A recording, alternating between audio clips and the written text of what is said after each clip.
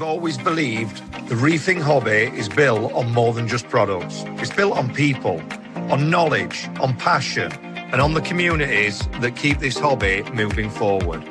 That's why we're proud to announce that Exodus is officially sponsoring the Reefers Network, a community created for reef keepers by reef keepers, bringing hobbyists together, sharing experiences, supporting stores, celebrating the industry, and helping more people succeed in the reef aquarium hobby. We're proud to support the Reefers Network, and we're so excited for what's coming next.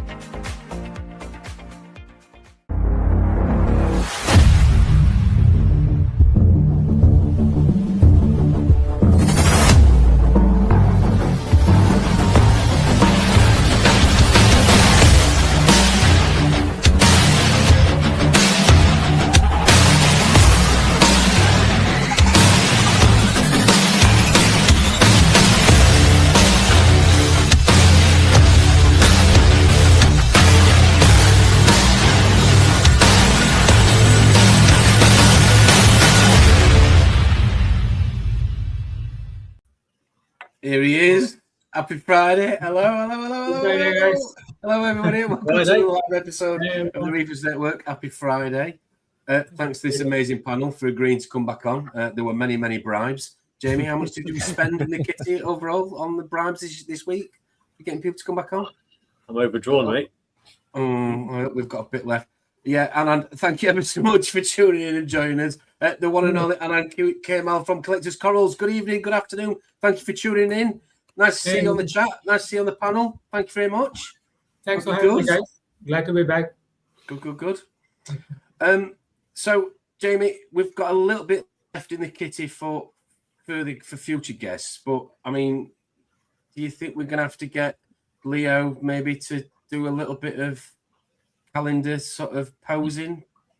I have got his uniform sized refinement costume. So okay, because we have been in talks. So you saw last week's, AI disaster with me, Terrell, Acro Killer, and Don. Leo's actually got a real calendar for the ladies out there and some gentlemen, maybe admirers. Get in touch. We'll send you the link.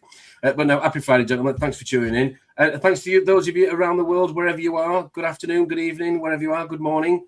So Anand has agreed foolishly to come back on again, and we're going to grill him.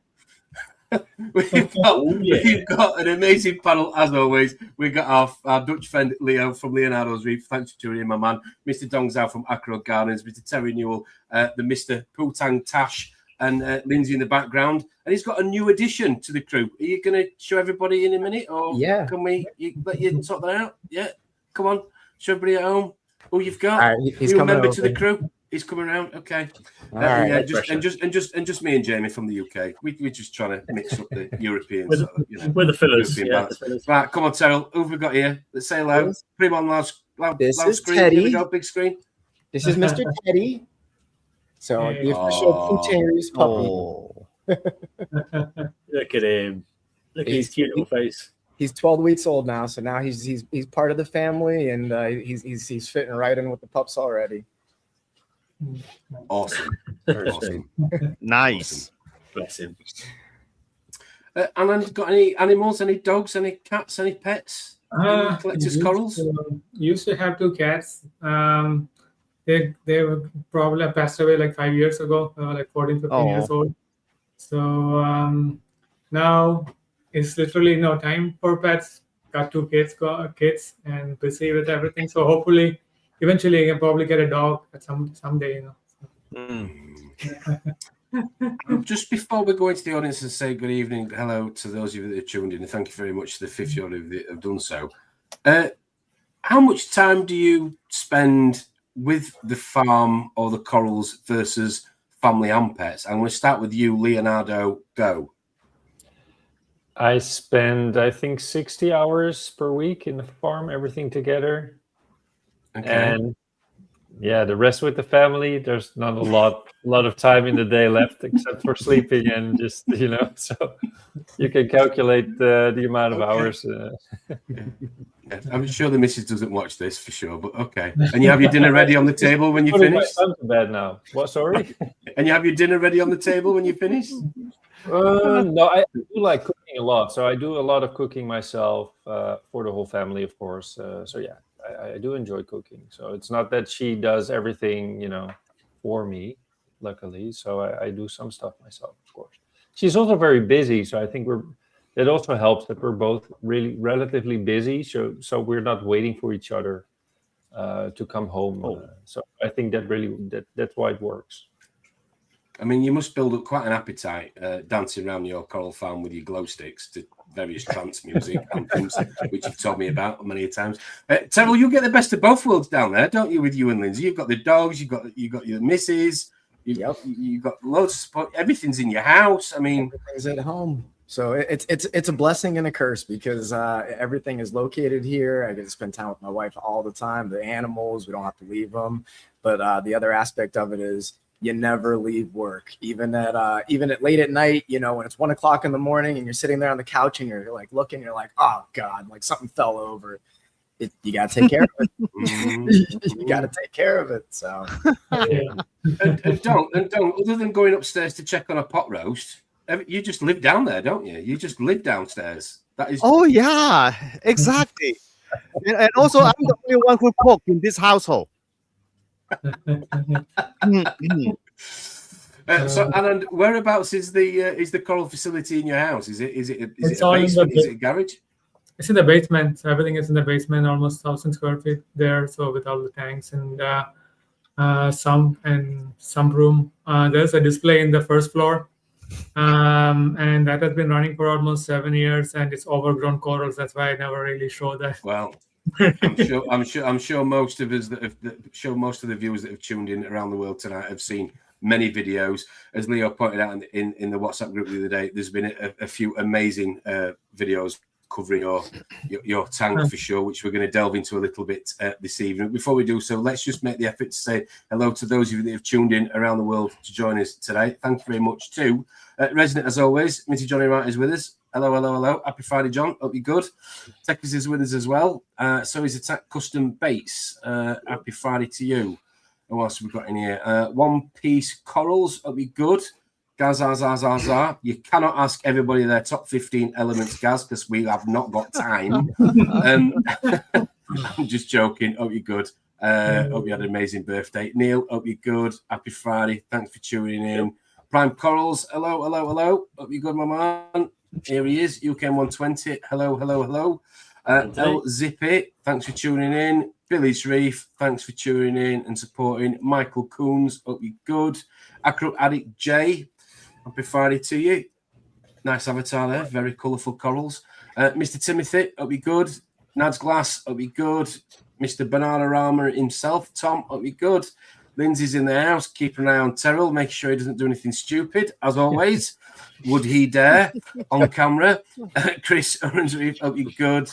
Fish Ventura, thanks for the support. Really do appreciate it. Dirt Devil's Reef, hello. Mr. Treve Trot, hope you're good. Austin Stanley, thanks for tuning in. Reefy Reese is with us as well. So is Tony. So is Marine Reefer 1, hope you're good. Nice to see you. Amazing channel, great tank. He was stressing about his parameters the other day on YouTube. Who cares about parameters? Mr. Marky Mark's in the house. Ocean Sea Waves. Hello. Marky Mark. Hope you're good. Roland Muncie. Hello. Ricardo Santos 7. And we have a special appearance from Reef Rondo. Nice to see you, Ron. Hope you're good. Hope you and the missus are well. All the way up there. Here we are. Great White Reef. Hello. Mr. Alan Othin. Nice to see you. Looking forward to seeing you next week when you come over to mine. Karen Decker, B4W, hello, happy Friday. Aaron's Reef, hello. Graham King, thanks for tuning in. Abs Reef, good evening, good afternoon. Dave, Mr. Dave, Senna himself, Baby Dave is here. Pedro Bar is with us. Harry West is here as well. And we are there, 60 in the chat. Thank you very much for those of you that have tuned in. Okay, so, Anand, you agreed to come back on again. We spoke to you last year. We gave you a little bit of a grilling, but we've got the big guns out now. We've got the Dong, we've got the Terrell, we've got the Leo. So ready. Okay. So we're going to do the old once upon a time you were in the hobby. And there was a question, to be fair, that Don asked earlier. So at what point, I think this is a really good starting point, really. At what point did the business emerge from being a hobby? So how did it all start? So it all started with a genuine passion for reef keeping. Been growing corals, trading with friends, helping other hobbyists, and sharing with was working for us. And then over time, the demand grew beyond our local circle, and we realized that there was an opportunity to turn the passion into something bigger. So the business wasn't the first thing; like it was the hobby. Hobby came first, and the business grew organically out of that community, basically. Okay. Yeah. So were you the go-to guy that people went to get the sexy corals? Because most people between themselves can grow corals, but your corals, you know, and I know I'm asking you a question and answering it for you at the same time, but I'm just going to throw this on here. But I mean, you know, when you're talking about a tank that looks a little bit like this, people are going to want a little bit of slice of the rainbow, aren't they? So you must have been doing fairly well for people to be coming to you saying, "Can you give me a frag of this? Can you do me a frag of that?" You must have had some success as a hobbyist. Yeah, like back in the 2010-11 times, I was fortunate enough to have a friend who used to bring in corals from Indonesia. Back then, it was so hard to get those things, and I used to get some of the best and then grow them out, and then people come and pick it up, and then I didn't even know I had lineages going on, you know, on my name with other people, and they get back to me and saying, I have probably lost a coral like years later, but they still have it. So it was pretty cool, you know, how it stays in the community and you get things back, you know, when you lose it at some point. So Oh, that's a nice one. yeah. Very Sorry. nice. Just there's plenty more reef porn tonight. Don't you worry, gentlemen. Don't you worry. Okay. So at what point did you decide? So did you have a full-time job at the time? You mind me asking a bit of a personal Yes. question? Did you decide to? I've had this conversation with Cheryl a few times. When did you decide to tap out and go full time? What's Not really. I'm still. I'm a IT manager in a company full time. This is still a part time thing I do. Yes. Yeah. So hopefully someday, you know, I probably go full time, but I don't know when. So so you can achieve what you achieve in your basement part time. Yes. Over time, it's patience and time, basically. Okay. Yeah. Slowly build up over years, you know. So. Surely you've got. Do you work from home, or sorry, Dong? If you work from home, or have you got cameras in the basement that you're constantly looking at while you're in the office?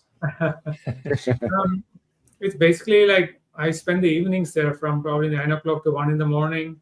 That's pretty much the time I spend downstairs looking at other corals. I think I'll be done in 1 hour, but I end up spending another 3 hours trying to clean out some algae and some other things growing here and there. And yeah, that's how it goes. Then probably most of the weekends I'm down there doing the water changes and everything. Wow. Okay. Go on, Dong. What were you going to say? What kind of LED light in that video? It's all Orphex. So Okay. one system uses the Atlantic and the other one uses the Natura. I've been running Atlantic for over 7 years now on my display tank. But the Natura on the new tank, the 200 gallon, I've been running for 2.5 years. Oh, So, question: do you know how many gallons do you have in there right now, and do you have plans to expand on what you have to move towards doing this full time, or are you still kind of just letting it be a part-time thing because obviously if you're there doing IT manager, like why, if it's good, why leave it kind of thing? Mm-hmm. I'm thinking like this is something for me for retirement, maybe, something full-time to do, so that's like slowly build it up towards retirement, so right now I'm around 800 gallons, and then maybe I have two new tanks in the basement that around 750 gallons altogether, so that's going to come up in the next few months. Nice. And Terrell's just trying to talk you out of it and tell you to stick to your day job because he wants to cut you out of the market. That's all he's No, doing. I want to see him in it. Get rid of the competition. Nah, look, I want to see him. I want to see him in it because, you know, watching the corals that he grows and looking at the quality and how good they look, I would like to see that scaled up. You know, I can only imagine if you're doing that with, you know, a couple beautiful tanks, man, what can you do with twice that amount, you know, and how can you create multiple colonies, you know, and that now you're really kind of, you know, thinking to that next level. And that's where I'd like to see you. That's why I added the two new tanks, you know, with one sump. So it's going to be 700 gallon. So there'll be 3 separate systems. So even if I lose something in one system, I have a backup in the other system. Well, here's a question to the question to the whole field, like, because we've got different size facilities all on this page. So for Anand at that end of the spectrum, I guess to Terrell and Leo and Dong, as you go bigger and expand, is there a compromise in what you're able to achieve, or can you expand and keep that quality? That is one of my fears too, but when I have 2 systems perfectly dialed in and I'm comfortable that they can be maintained that way with the monthly ICPs and the daily routines, I feel confident to start a third system. So that's why it took me forever, like even to think and maybe build a third system, you know, to go. Well, that kind of leads me on to what I was just about to say then before, Jamie. Where do you find the time?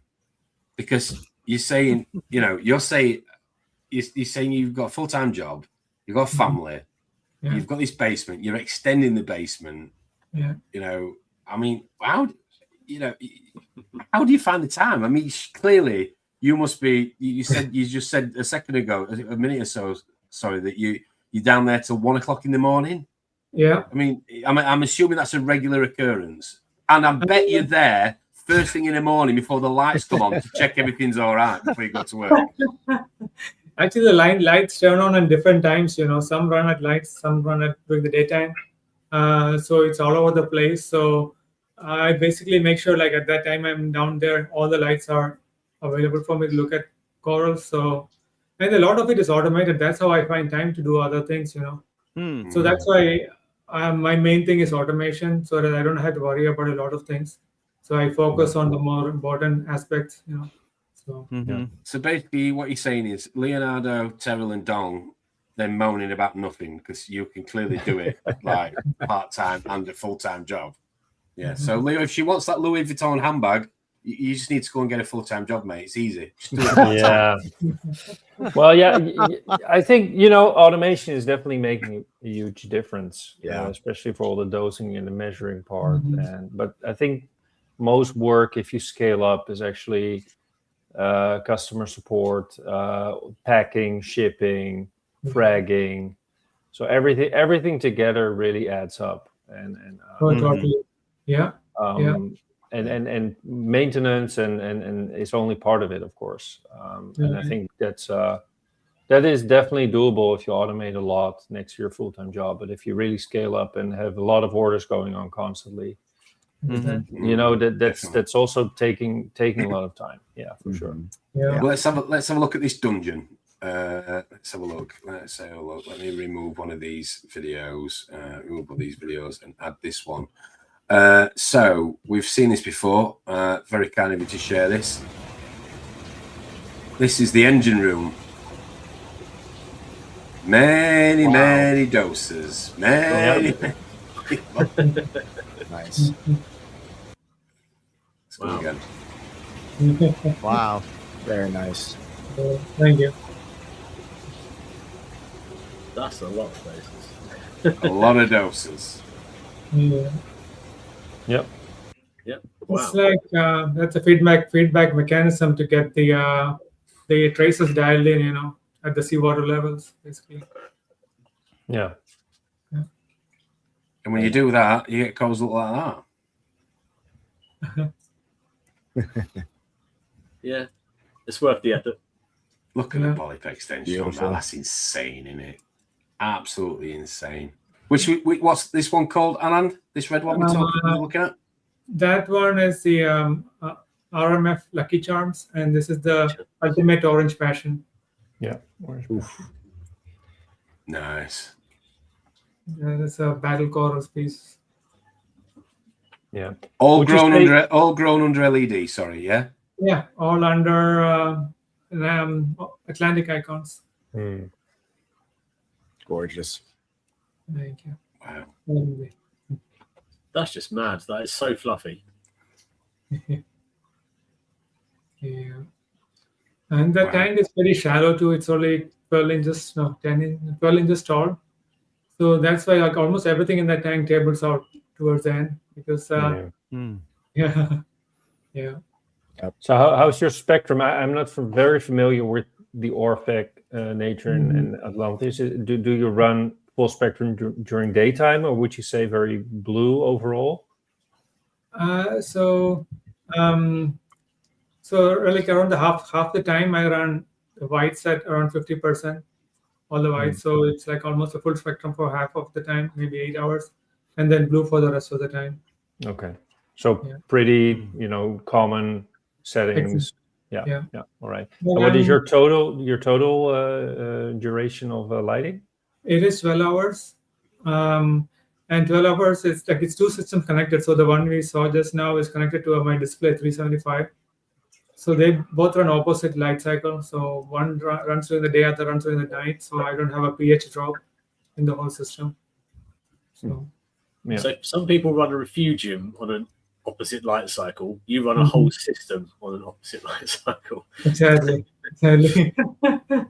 Wow. Yeah. Cool. It works out pretty well because my pH never drops below 8. It just stays in that range most of the time. Yeah. Interesting. What was the next question? Right. Okay. Do you enjoy the hobby as much as the business side? So, do you have difficult customers? I think was one of the caveats to this question. Any difficult customers that you have to deal with? Anybody saying it doesn't look like that on the website? It looks like different. Any of that you have to deal with? You strike me as a very placid gentleman. So, do you ever get a little bit annoyed with people? Maybe. I think we've got one of his customers here actually. Karma 307. It's Reefers who asks you all about pH and sodium hydroxide by Instagram. So don't go and slander that guy because he's right here listening to it. I mean, there's different type of enjoyment. The hobby side, it's where the curiosity and excitement comes in. But then on the business side, it's rewarding because you get to share the passion and to the larger community.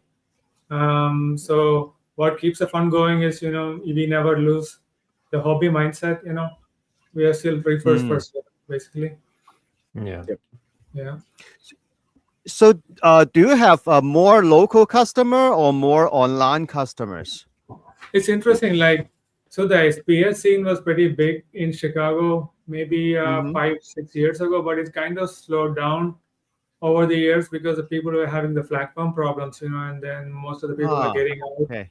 And but it's mostly now it's all over US kind of customer base at the moment.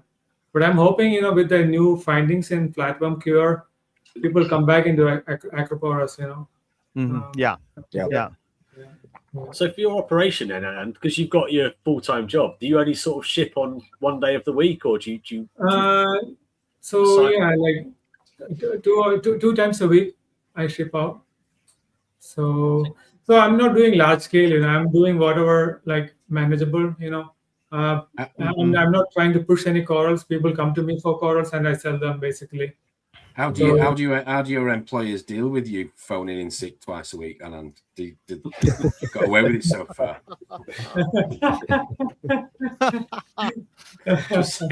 Just say you're talking about pests then, about flat work. Have you, in your experience, then you dealt with much? You come into contact with much in terms of pest wise? Dealt with much? Have you just in general? And how have you overcome them? Nobody knew about flat worms back in 2010-11 times. When it came in first from Indo, I got hit right away.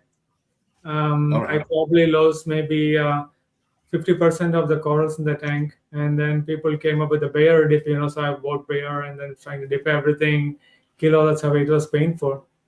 Lesson learned. And then after that, had the quarantine, make sure everything is pest-free and coming. But then the white bugs, those came in later on. That's a constant struggle. Like you never know, like everything looks nice and good, but you ultimately end up getting it over and over, once in a while. So, so I make sure like my systems, I don't introduce any new corals. I have a separate system. If I bring in some new coral, keep it there. And then if everything is good, I take a macro shot of the coral, make sure it's completely clean. Then only I bring it into the main grow out system. So do you buy wholesale or import coral yourself?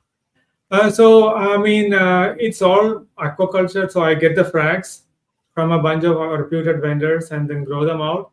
But over time, I have tried some wild colonies from Malaysia because they look so good, and I tried my luck with that. But problem is that most of them are not used to the life in the reef.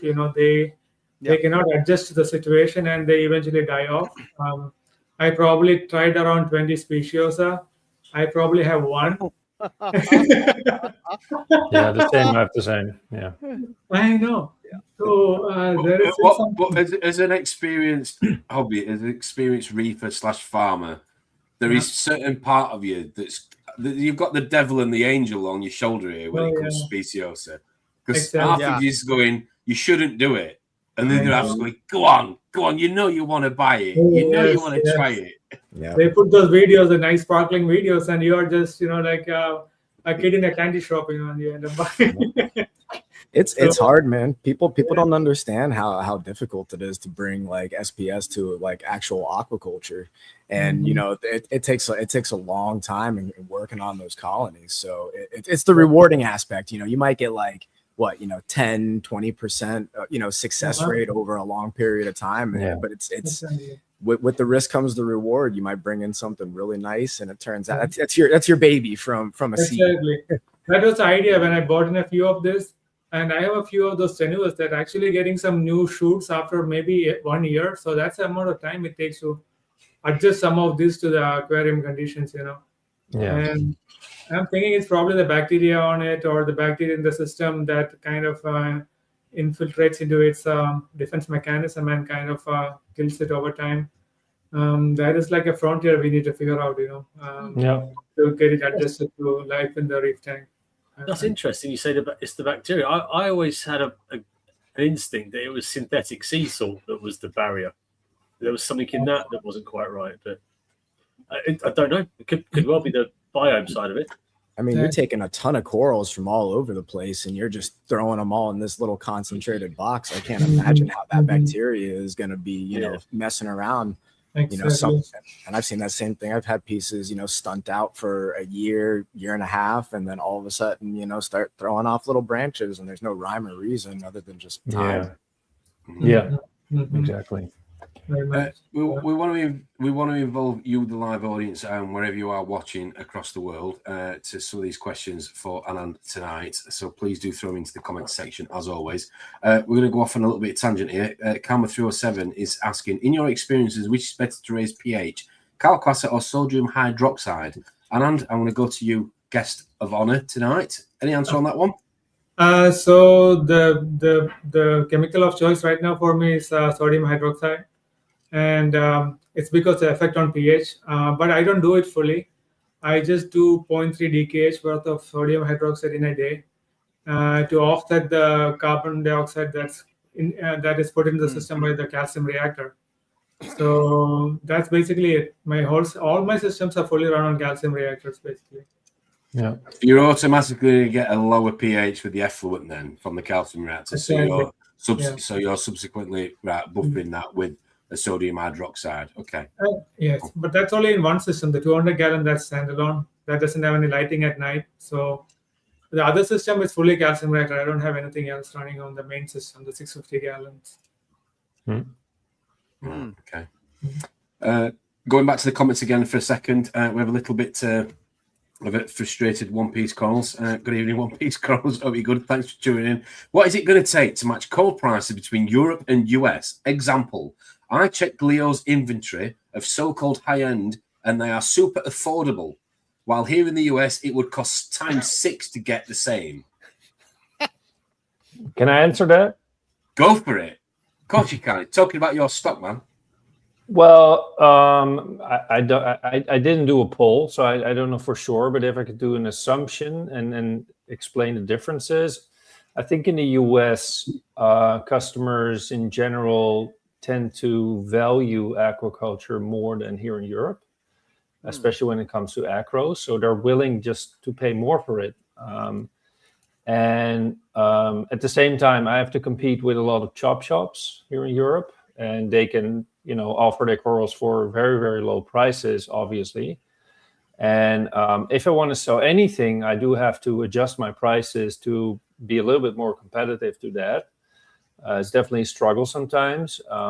But I think over time, when there are more real coral farms here in Europe as well, people will start to recognize aquaculture a little bit more. Also, the pest-free aspect of it, of course, and the just different, difference in how well and how easy the corals are to keep. So maybe in time, people value it differently and also are willing to pay for it a little bit more. So I think that's the main difference. And I think all the costs, I think the costs are definitely similar or even higher here in Europe than the US. So, but I think that's the most important reason. Electricity and maintenance, not an excuse though, Leo. I gotta agree with Leo on this one. I really do think here in the United States, at least within our communities, like, we have people that value aquaculture much higher. And like you said, we have the same issue. You got a lot of chop shops that basically, it saturates that market. So, it allows us as an aquaculture facility to price them a little bit higher because it does bring the quality. And you really do see it in the long-term success rates when I'm talking to customers and I'm listening to their success stories, and they're coming back and they're saying like, hey, my tank swung, I had this big crash and all your aquaculture stuff survived through it. And this is what they're seeing, straight on. So they do value it. It's a supply and demand, I get it, man. I do sell some expensive things, but it's one of those things that if I have a limited amount, people value it and they're willing to pay for it, whatever the cost sometimes. Yeah. Yeah, that's kind of interesting because I don't ship. So I only serve the local community. You don't what? Sorry, Don. You don't what? I do not ship coral. So I only sell. Okay. Yeah. Oh my God. Oh, penny drops. Penny drops. Okay. So my coral price actually dropped over the years because of massive production here. So the thing is, every time I want to downsize, I end up getting more tank space to accommodate this little pests. So that's actually end up that for the local market, my coral actually become cheaper and cheaper because I really need to find them home. Yeah. You saturate your local market essentially. Yeah. Well, actually, I don't see a saturation though because people keep demanding new stuff. They just grow so fast. But if I shipping coral all over the country, maybe that will totally change. Because that one of the vendor, they came over here, they ship coral. What they said is that if I open the market to the shipping all over the country, all my inventory will be zoom, all gone quickly.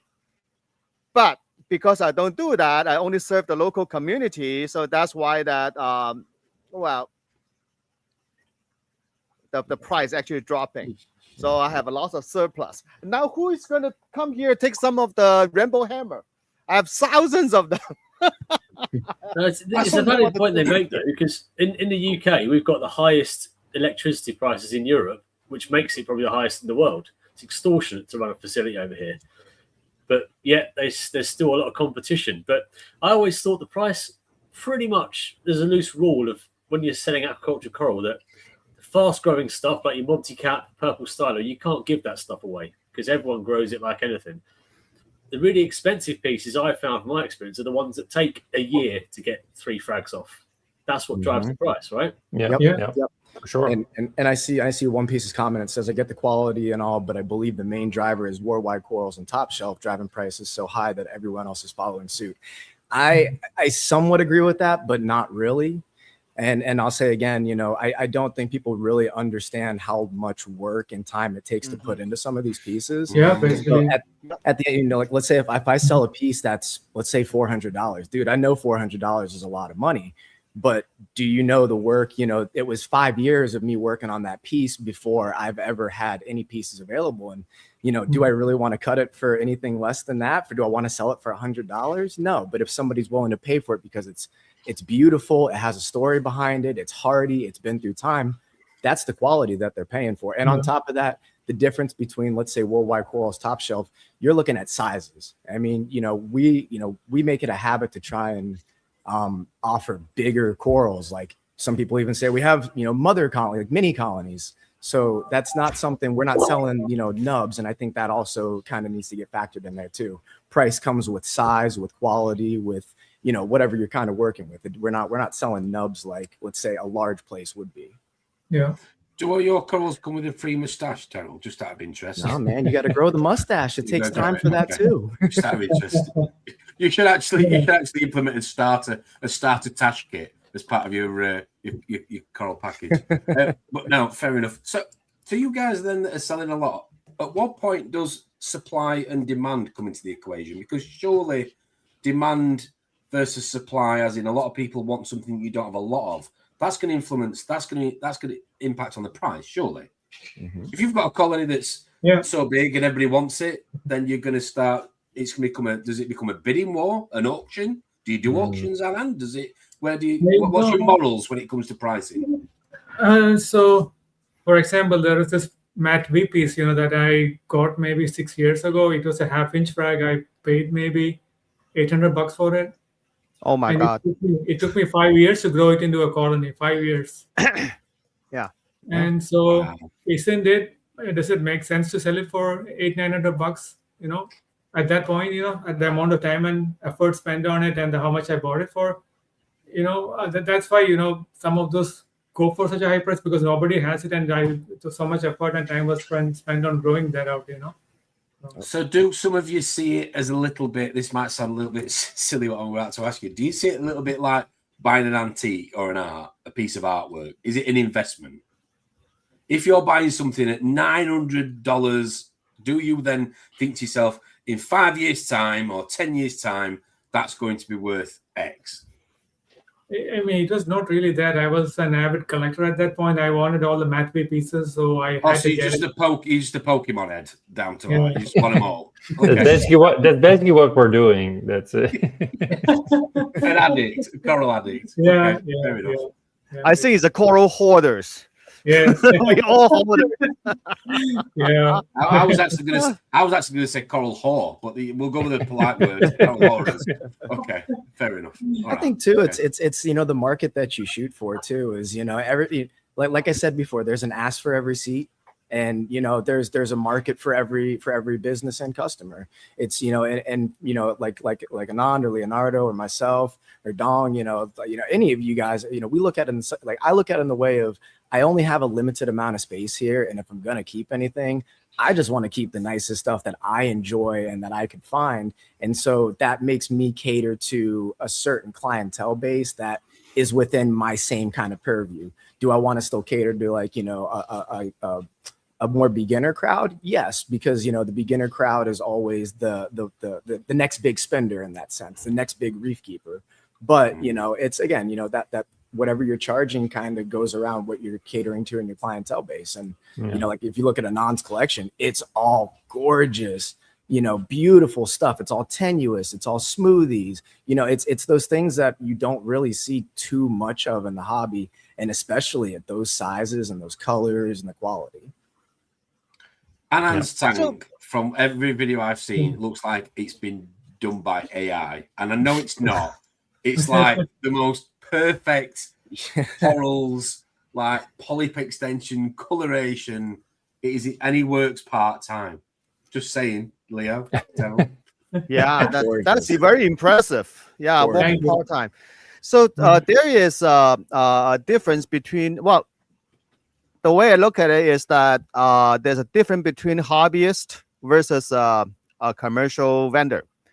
So the hobby side, of me, I look at all this coral. I grow out from tiny frags to a colony. I want to hold on to it, attach to it. But on the business side, well, I actually I used to have as a business partner, whatever, on other things. Okay, so the one of the major lesson I learned is that do not get attached to your merchandise. Yeah, seriously. Oh, yes, so yes. basically, everything goes if the price is right. Yep. That's the business side. Saying. Exactly.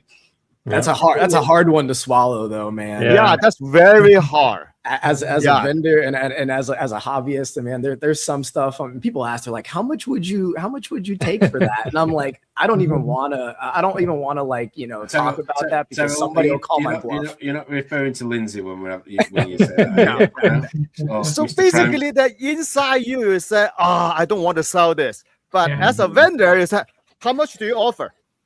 Yeah. Yep. If the price is right, it goes. Exactly. Otherwise, that these things just there's a big difference between selling TV versus selling coral. Yeah. So the TV is sitting there; it doesn't multiply. You don't need to feed him. You don't need to spend money to take care of him. The TV just sit there. Okay. Yeah. But a coral, no, that thing can grow into a big piece of pest. And then you have to spend money to take care of it. You occupy all the tanks space. Or it could die. Not being negative. Oh yeah. There you go. Yeah. But you don't want it to die. So that's why that for coral, you need to go. You need to move. You need to go away, no matter how attached to it. The difference is with us is that if someone came into your facility and said, I want to buy that perfect piece of rainbow loom, whatever it is, and you're attached to it, you can still say, yeah, it's $1,000, and as you give it to him, you just break a bit off and keep it for yourself. Oh no, that actually some people, interestingly, for some customer, they want to buy your whole colony with the purpose of them to culture them. They don't want you to have anything left. Oh yes. Yeah, they offer you a good price, Right. but they want everything you have. They want the monopoly. Then they can dominate the market for that, at least the local market for that piece of coral. So in that case, at $2,000, take them all. I don't care. Go on, Anand. What were you going to say there? Well, I was saying I had one guy who came to me like that. He wanted the whole thing. I cannot even take a frag of it, kind of guy. I remember that. Yeah. Okay. There was a question regarding automation, which I'm going to acknowledge, but also step to the side. We are going to talk about this a little bit later on in tonight's conversation. Obviously, to those of you that know, Anand is a face of the old AquaWiz, which we're going to talk about at some point later on, but we're not going to get to that just yet. One of the questions that I think that Dong had got for you, how's it turn? How do you sit with competitors? So how has the market shifted throughout the years? What is your strategy to stay ahead of your competitors? Good question, Dong. Yeah, I think the market is shifting towards is more informed and data-driven. Hobbyists have access to all the incredible information, better equipment, and higher expectations than ever before. The customers are not just looking for a beautiful coral. They are looking for transparency, health, and long-term success. So I almost feel like we're going down the route of it's like when some people buy a dog or a horse or an animal, they want to see the papers, has it been vaccinated, what's it fed on, what's the diet, what's the exercise regime before they invest in it, which makes sense. It's an animal. Yeah, with some of these corals, people ask for the lineage, so I keep the lineage of some of those through 4 or 5 people. So I show them the screenshots. Sometimes that's how sometimes some of those corals get sold. So basically it's focus on quality education, customer support. But I mean, trends will come and go. It's happy corals. Trust never goes out of style, right? So basically, that's what I try to do. Yeah. What was the one coral that got you into it, Anand? What was the one coral that really got you addicted into SPS? What coral do you if you cast your mind back to however many years ago, which was the one that went, right, I'm gonna grow these corals? Which one was it? So back in 2008, I was going to the store, so I saw some of those tags, like lime in the sky, blue stag, those. I just got some of those and put in the tank, with the highlight lights, then it all started from there. There was no tenuous back then, so it was all like crazy stuff. Yeah, same for me. Yeah. Well, that leads me on to a question I had sent in from our good friend and a fellow collaborator, Mr. Sam Parker. Hey, thanks so much for the opportunity to ask you a question.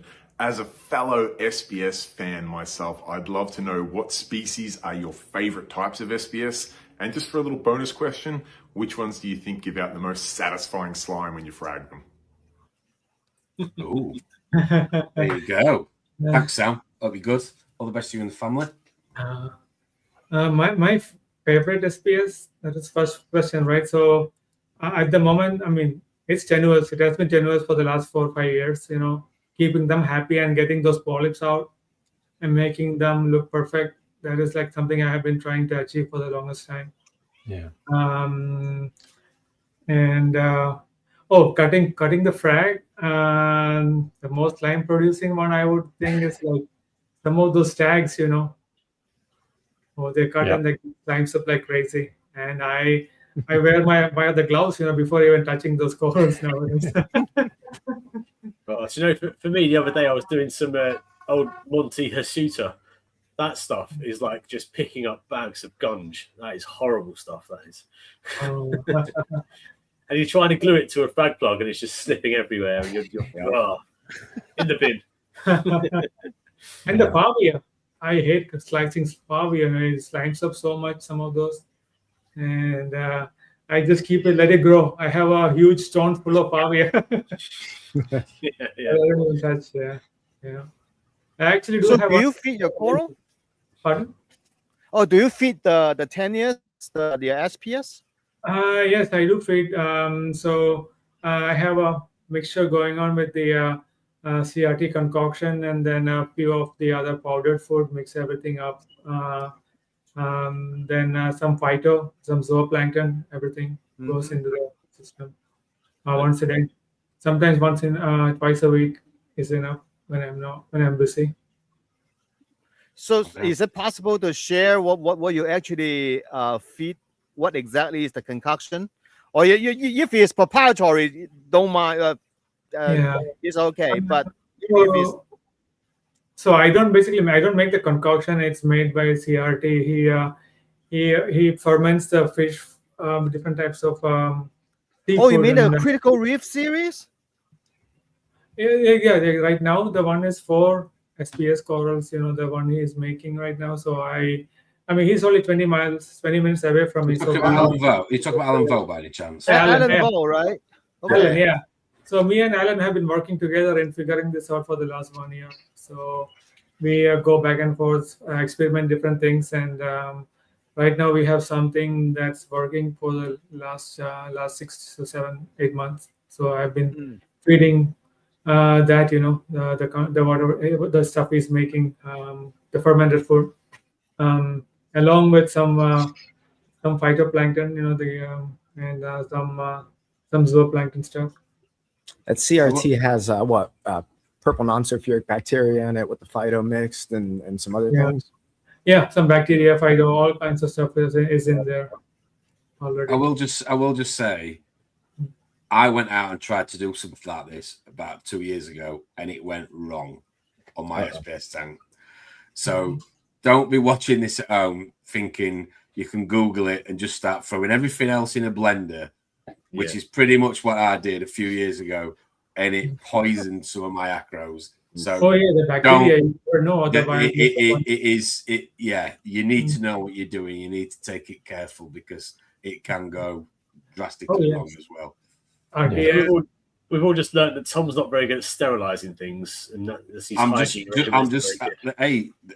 just saying that I think the concept's great, and I've watched those videos. And we're talking about you tonight, not to go off on a tangent. And I think that have you got a little bit of this left in the cupboard and throw that in and mix this in and this, that, other? I think the concept makes sense, But I also think that people need to be aware that they need to know what they're doing. And I think there's a little bit of guidance and control with that personally, because I did it and a few other people I know did it, and it went wrong. It went south. Yeah, it can easily go wrong because if you're not in control of what's going in there and making sure no bad bacteria batch or something goes in exactly.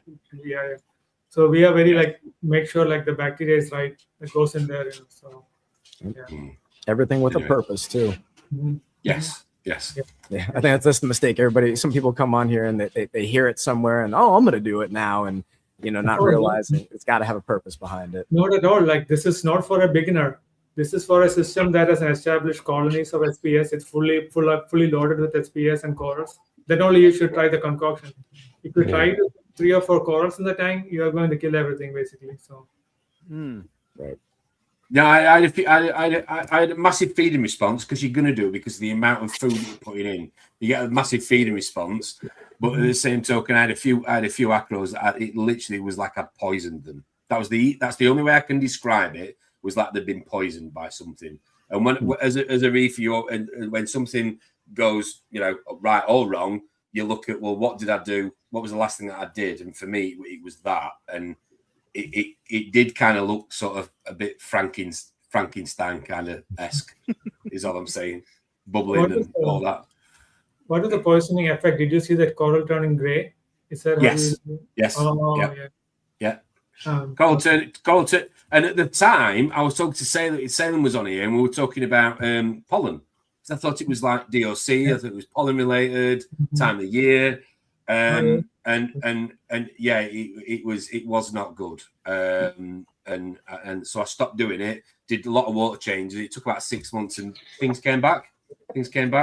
So it's worked for you clearly, because your stuff's amazing, but it's not something I think I'd rush out to do tomorrow. I think anybody watching at home that thinks about, just as I've said, just watching that video maybe on YouTube and throwing this, that, and the other and blending it up.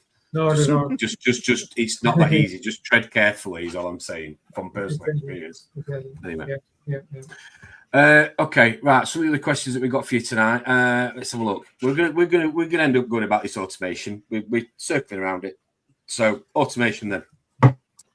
What a Don's question. How much automation do you deploy in your current coral operation? How do you see the reliability of the current automation? So I better throw it back up again a second. We had it a minute ago. Let's go back on there. So what have you got on there that's automated? How many plugs have you got? Christ. So basically, all the trace elements are fully automated. So there is a feedback loop going on based on the monthly or bi-weekly ICP to finally dial in all the trace to match the seawater levels. So my aim is once things are dialed in, there's one less thing for me to worry about, so that I can focus on the other aspect of reefing, that's equally important, like the biological side of reefing, the microbial diversity and microbiome. It's equally critical for a thriving reef tank. So that spares time from testing daily. I know people who do the alkalinity, phosphate, nitrate, all the tests every day. But when things are dialed in at the element levels, I really don't I do it once a week, on weekend I do the test to figure out if everything is in line.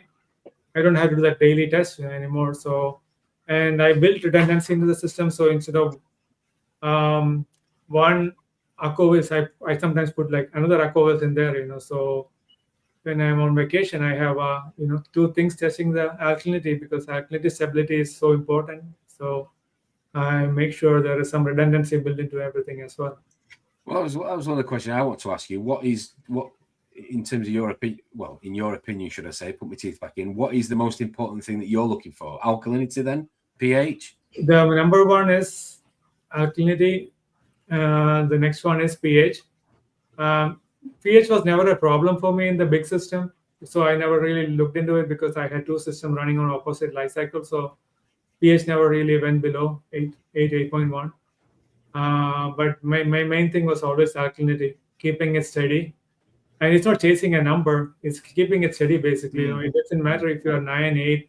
You just keep it steady. That is what most of these wild corals, especially, they don't like any swings. Even a 0.1, even a 0.5 DKH swing can cause some of those wild colonies to just RTN overnight. You know, so that is one thing I learned with those speciosas. You know, with the speciosa, you never know. Like, I assume that's not a problem, but there could be some other thing that's making it RTN. So it is still a learning curve, you know, to get the speciosa right. So just going back to this video again for a second, I'm just going to throw it back on stage on here. So we've got, I'm going to pause it there. So what have we got? What is the brains behind this operation in terms of automation? So I see there's you've got obviously skimmers, there's a trident there. The trident NP. The trident NP I tried for it ran for 1 month and it's just sitting there doing nothing at the moment. Okay. So it worked for 1 month, then it got clogged and it's sitting there. And the main thing is Apex that I know how to program it pretty well. So that is how I automate most of the rest of the things. All the outlets are programmed to turn on and off, and then level control is done through Apex. Top off is done through Apex. And what else? I have a heat exchanger that heats the system up, and that's also controlled with Apex through the water goes in from the water heater into that. It's like that on top. You can see it right there. Yeah. So that heats the system up pretty efficiently. Anand, in terms of your automation, you obviously use things like aquas and tridents and things. Do you allow those to control dosing, or do you use them for monitoring only? So both my systems are fully controlled. Like the calcium reactor is fully controlled by the Aquavis at the moment. It has been controlled by Aquavis on the 200 gallon for the last 2.5 years, and the 650 gallon it was monitoring for 2-3 years before. After that, I automated it as well using the calcium reactor controller. So yeah. So, but the main thing. So you ran it for long enough to really get the trust in it then. Exactly. Around 3.5 years now I've been using it, so I feel pretty comfortable. But the key thing is you cannot just set it up and forget about it. You got to make sure everything is up and running in good condition. Make sure you do the regular maintenance on it. Make sure the pH probe is replaced if you're controlling, replace it at least in like once in 6 months. Yeah. So you don't run into those issues. So the focus shifts to maintaining Aquavis when you have it controlling the system, you know. So yeah. So one of the conversations I have a lot probably on a weekly basis with people that get an automatic testing device, and they think, I've got that now, I'm done, I never have to test again. I was like, no, you still have to test, because these things need calibrating and checking and all the rest of it. So I think for take-home messages, they're a fantastic bit of kit and peace of mind and online monitoring, but you still have to do your tests, right? Yeah, once a week. So I basically test the alkalinity once a week, see whether it's deviating a lot. If it is deviating more than 0.3 DKH, I calibrate it. But at the same time, I notice, so I have HANA checker, right? So I have HANA checker, the reagent I opened like 3 months ago versus a brand new reagent bottle. There's a 0.5 DKH difference between those two with the same water sample. Right. Yeah. Wow. It was crazy. So I thought my Aquavis was going crazy, but it was actually the HANA was going and not the measurement. So that's interesting. Yeah. So basically, you have to draw that fine line, like figure out, like build redundancy into the testing of alkalinity as well, you know. So Gaz has spoiled the question there. So there's 20 dosing heads on there. 20 dosing heads. He spoiled the question. Thanks, Gaz, for that. Well done. I've left this video just pausing on the RO system. Just talk me through. So you're obviously a big advocate of clean water, yeah? Clean source, clean water to start with. So what's the setup here then? Why have you gone to the extreme that we see in front of us now? Okay, so it goes through 2 carbon blocks and then into the one above that has a cation and anion separated out, and then I run two anions because my water has more anion absorbing material in it. So it's only one cation. So most of the time the decay, the TDS is 0. But then I have two sets of mixed bed resin to take out anything that's left in case the 3 stages above runs out and pushes some water through. So I'm able to achieve 0 TDS for a few months, with this running. So that's why I keep it this way, and I change out the carbon block once in 6 months. Yeah, interesting. I like seeing that because people don't realize how easy it is to beef up your RODI system by just adding on little chambers and then just plugging right into it. So, well, you recently invested, didn't you, down at Putang? So you noticed a massive difference with what you guys have done. I mean, now because we ended up getting what's called a company called Aqua FX. It's a 1,000 gallon a day commercial system. So I mean, yeah, now it's a major difference. But we have super nasty water here. I mean, my TDSN here in South Florida is like roughly 360 to 420. Wow. So it's hard to get it cleaned up correctly. And I've used, like I said, your system that you're using was exactly the same setup that I was using previous, and finally just upgraded from it. But it works. What you got works. That's pretty much the TDS that we get out here in Rotherham, South Yorkshire. Just saying. What, 350? Wow. I'm joking. Question there from One Piece Calls. What's your TDS from the tap, Anand? It's I think around 150 to 200. Okay. 150 to 200 out of the tap, I think. It's Lake Michigan water. Yeah. Question from Johnny Wright for you on the back of this. Does Anand make any DIY dosing products himself? Anything that you do yourself?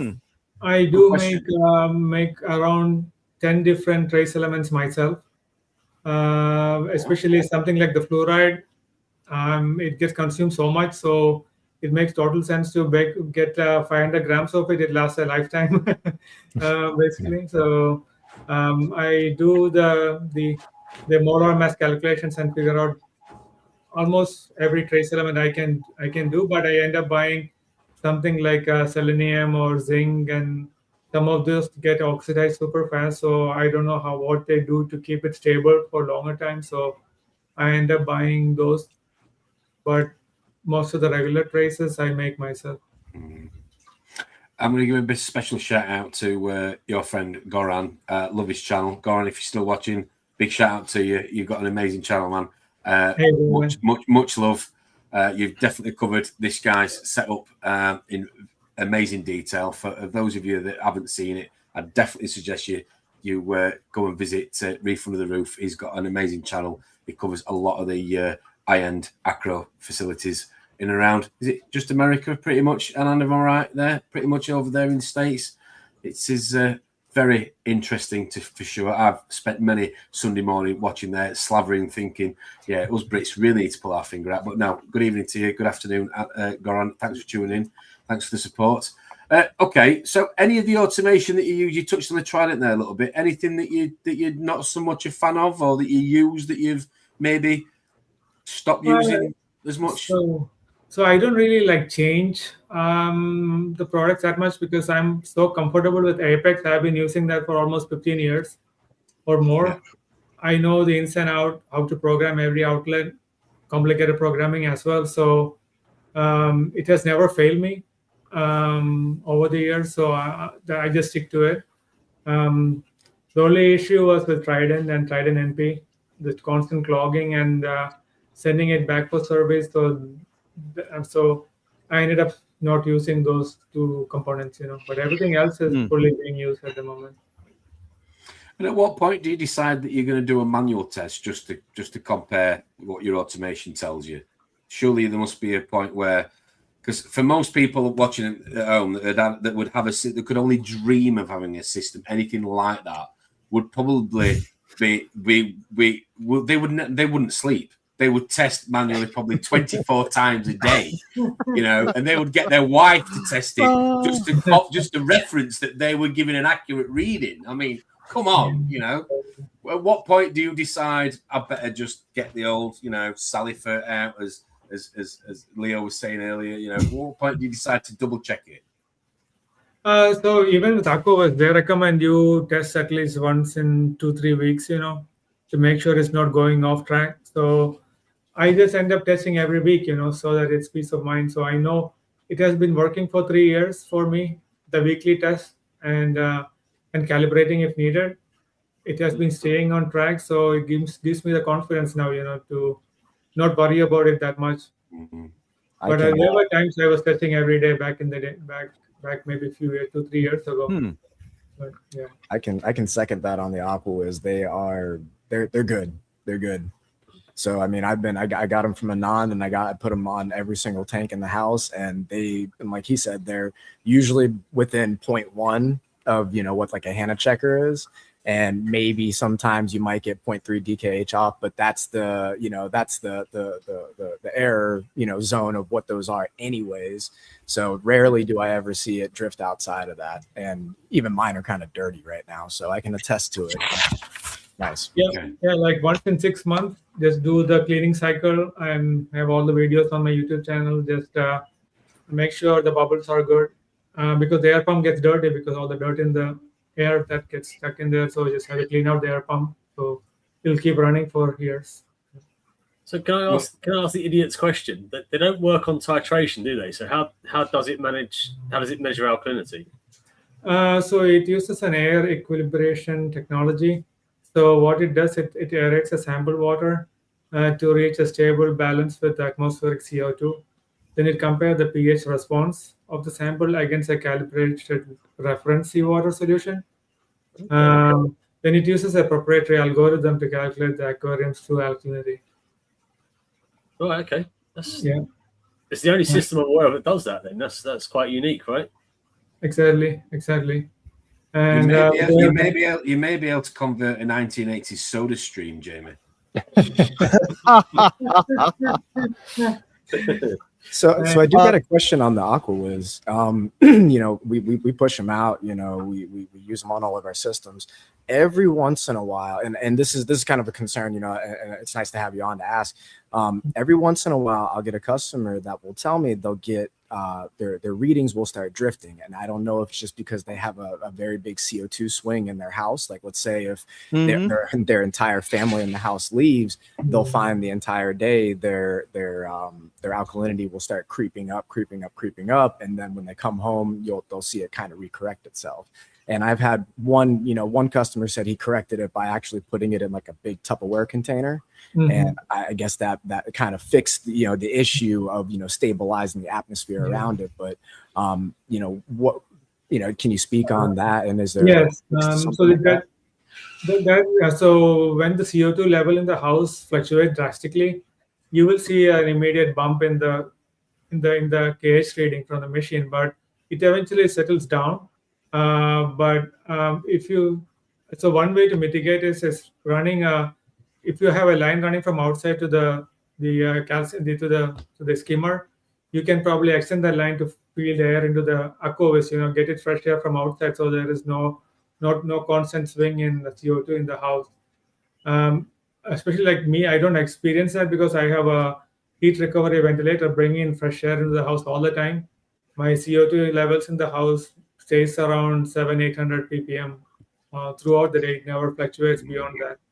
But the way to mitigate that is running a line from outside to the Aquawiz, or keeping it in a box that your customer figured out. But if it's a gradual swing that doesn't go away after CO2 level comes down to normal levels, is that maybe the maintenance needs to be done? The air pump is getting dirty, or the levels in the tube is not staying the same. It's drifting down a little bit, so it may need a readjust the levels. Or the other thing is a pH probe is nearing end of its life. That also causes that problem. There's basically three things, that level in the tubes, and the aeration, the amount of bubble that goes in the tube, or the pH probe. So for the benefit of people who are watching at home, Anand, the Aquawiz, it was inevitable we're going to talk about this. it is an alkalinity tester, solely alkalinity, no other parameter, just alkalinity. Is that right? That's it. Yeah. All alkalinity, Just testing and alkalinity. controlling, both. Yeah. Controlling too. So. And there is an option to link it, from my memory, it served me right, to a calcium reactor or some calcium controller, should I say? Yeah. Yeah, there's a calcium reactor controller, and there's a dosing head to dose alkalinity built into AquaViz, so you can control your alkalinity based on hourly readings. So it maintains your alkalinity within 0.1 DKH with the dosing algorithm built into the machine. One thing I will say about what I have seen about the AquaViz is it seems to be the new kid on the block for the last couple of years, but there seems to be so many upgrades or variances of it. Any particular reason do we know for that? Because I think there's been what mark are we on now? Are we on Mark 4, Mark 5? So, I mean, for somebody that's spent a lot of money on this, and this isn't, I'm not having to go at you personally. I know you're not AquaViz, but for somebody who spends a lot of money on a Generation 1 to now be in Generation 4, 5, that's going to be a kick in the nuts, surely. So Generation 5, so that shows that the company has been around for 5 years. Okay. So every year they make refinement and come out with a new model. And the basic principle hasn't changed. It's basically optimization of the parts. I have a machine from 3.5 years still running on my 650 gallons without any issues. So you don't have to change the unit, the unit itself work without any problem. It will still be totally accurate to the same level as the brand new system. So with the new Generation 5, the only difference is the size is a little smaller, so more people can fit the space they have. I think where I'm coming from is the hobbyist that has spent a lot of money on this bit of equipment, and then every generation it comes out, all that person can think about is how much they've just lost in terms of money because the new one has become the new kid on the block. I don't know, that's inevitable, whether it's a smartphone, a car, whatever, that is technology and it's advancement. But I think every year to bring another one out is But is it a bad thing? Because how often do we talk about Radeons? And now we're on Gen 6 now, right? And everyone still says Gen 4 was the best one that was out. I want Gen 4. Yeah, it's almost like an iPhone, right? Every year a new version, refined version comes out. Like they are constantly working on innovation and improving the product. That's how a new generation comes out. Basically, it's not saying that the current version is bad. It's as good as for testing. It's all as accurate as the previous version. It's not anything about the accuracy. It's about improving the size of the product, make it better, change the components inside. So stuff like that. Crudely, how big is an AquaViz, like roughly? What are we talking? Oh, it's not large. It's not like it's only 6 inches. Maybe right that big. Mm-hmm. Yeah, 6 inches by maybe 6. As big as your head, Jim. Maybe 9 or 6. If my head's 6 inches, then I'm happy with that. Right, come on, tell me about this coral, Anand. Let's talk about corals for a second. Which one's this one? Who's this? That is the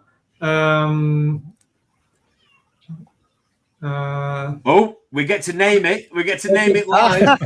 That's a CCH Icarus. Yeah. Icarus. Okay. This is the Battle Corals Ruby Red Granulosa. Nice. Yeah. Almost looks like a smooth skin, that does. Yes. Yeah. That is the Porto Flamethrower. Yeah. Yeah. Yeah. And are these specific to you, or these are all from the vendors, right? I told you, like I get aquaculture frags and then grow them. These are all from various vendors. I don't know if you've noticed, but this background is from you. This from the first time you came on last year. That is your background. That is the coral. There you go. That's amazing. What about this guy then? That is TGC Bugatti. That's I know the sound is the name is kind of just about based out as well. Love smooth skins, man. Yeah. Beautiful. That's amazing, isn't it? I got to say they're rewarding to grow out. They do take a little while, but man, when they're growing out like that, they're impressive. Yeah, especially on it's like a teenager that's got acne. that was thrown out. That was based out ahead of a lot. When does it start throwing up new corallites? Say that again. You mean the base, forming the base? You mean? It's based out a lot. When does it start throwing up new corallites and stuff? Like, does it just? How long do you see growth tips? Is what Jamie's sort of saying. It took probably it's almost a year from a frag to this colony. Yeah, I can see the original frag, and I say it's just based out over your tile completely. But when does it start throwing up fraggable parts? Growing up, it started growing up probably. It took maybe a month or two before it started growing fast and covering the whole tile. If that is what you're asking, right? Or does that answer you? Okay. Go on, Don. Go on. Oh, do you do water change? I do 10% every week. Yeah, I see.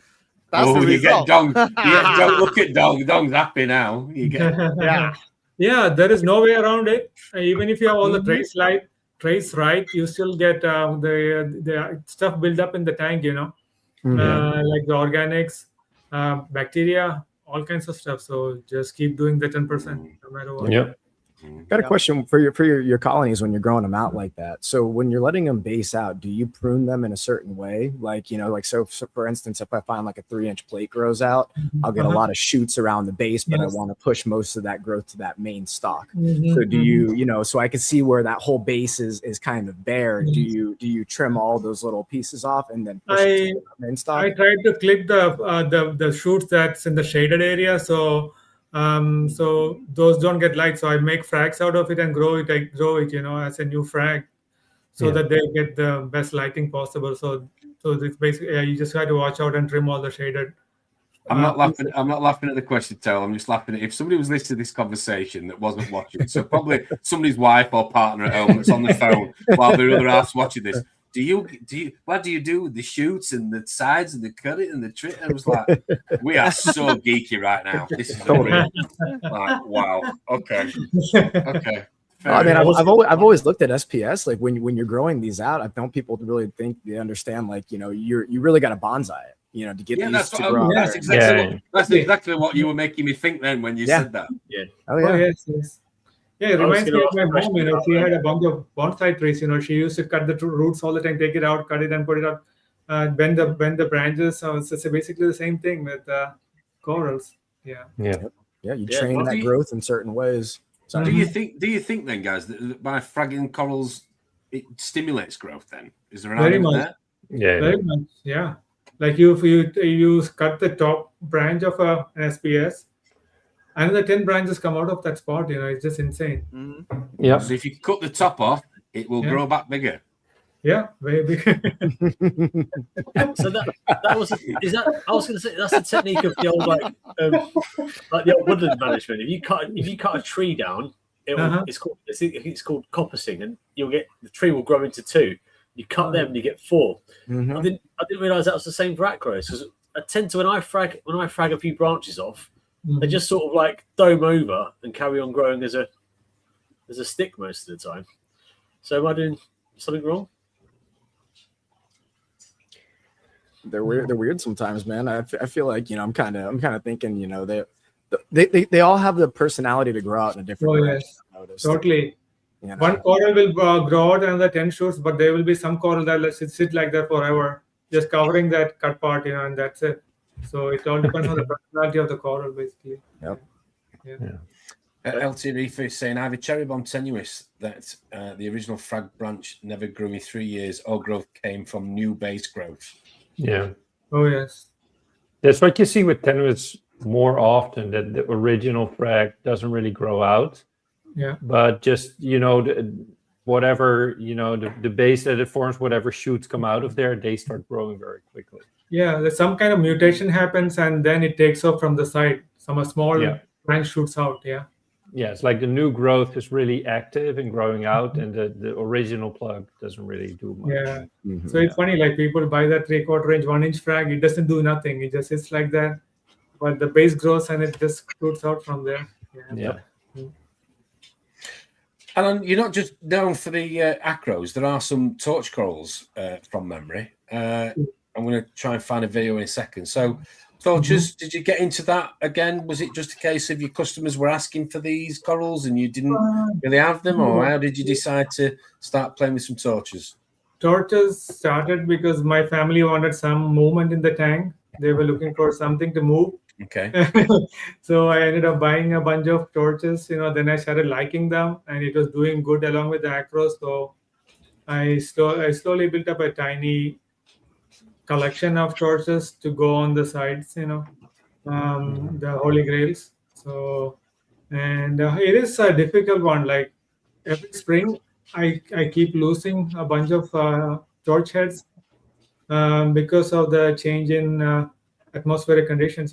Something is affecting them every spring. And Interesting. Yeah. Here, I'll give you a poll. What do you think is harder, SPS or torches? I think the torches, if you can keep the environment completely sterile, I'm sure like torch it's no problem. You can grow them with low, like maybe 250 power, if that's all enough. It's always enough for growing the torches. But the hard part is figuring out the bacterial problems. Torches get easily affected by bacterial changes and stuff in the water. So a lot of people just give up on torches because they just die so fast. I mean, if there's some they grow in their colony and overnight it's gone. Yeah. So It's a love-hate relationship with them. That's why it's impressive to see, like, you got so many of those, especially in an SPS tank. But if you're limiting the amount of torches that you're bringing in too, and everything's pretty stable, I mean, those are great. These all grew from single heads. None of these are like any of them. None of them are wild colonies. These are all single heads that grew into colony. They're just about surviving, aren't they? Just about surviving, hanging on in there. They all grew from single heads. He's modest at least. I've definitely always found the torches are a little bit more tolerant to your higher light, that you can kind of put them with the SPS. But I've always been kind of iffy on it, because much as I want to put torches with SPS, I'm always scared about the polyps breaking off and landing on a colony and burning it. Yes. I'm fortunate, like doesn't happen that much in my system. The polyps don't break off. It's on one side. Good. And it is getting 450 power. Most of it is. Wow. Wow. They seem to do fine. Like, I think the key is to keep the trace elements at the seawater level. Torches don't like low fluoride. Any of those go down, low iodine, they will start disappearing. So I would think like torches are as hard as acros. I mean, there's different types of hardness level. Like torch is hard in a particular, to keep them hard, it's in a particular way, versus acros, it's a different way that's harder to keep, So Right, there's a few questions. Sorry, Don, there's a few of the questions. Sorry, there's a few of the questions I just wanted to ask Anand from the viewers at home. Anand, what's the most expensive mistake you've made on the farm, and what did you learn from it? Good question. Expensive mistake was something I couldn't even figure out at the moment. It was a bad batch of salt that killed my entire tenuous collection into 2022. I lost 80 different tenuouses back then. Wow. Oh my God. Yeah, it was. It took 3-4 months and talking to few different people to figure out the actual problem, because all of us had the same problem at the same time. A bad batch of salt? Yeah. Wow. So what was wrong with it? Sorry. I experienced once about a bad batch of salt. So I've been using one type of salt that's many years ago. And then one day when I opened up a new bucket, when I mix the salt is the water is slightly blue. Oh. Interesting. So I called the manufacturer. The manufacturer said, "Oh, what's the batch number?" And then give them batch number, they just send me the replacement. So don't use it. So basically that, yeah. So that apparently when they're adding this different trace element into that batch, they overload it a little bit.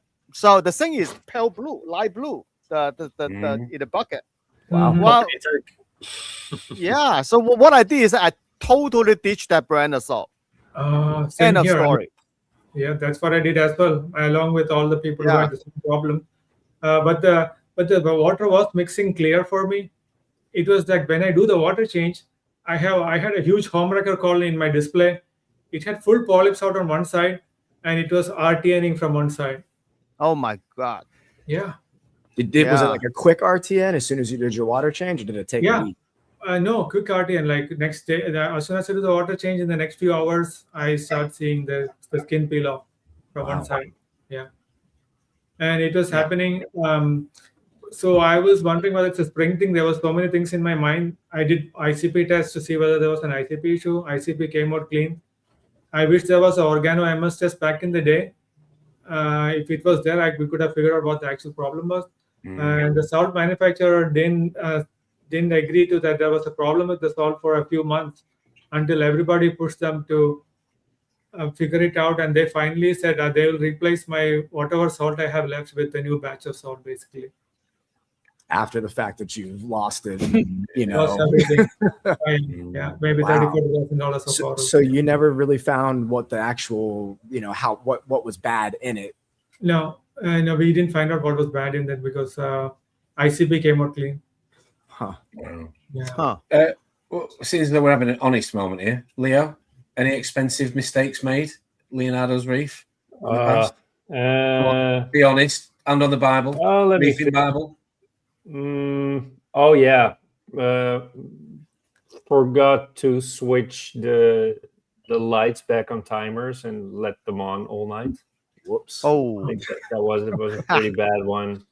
Forgot to switch the flow back on after big maintenance. Can I go on? No. You're good. Yeah. Oh, I've done it.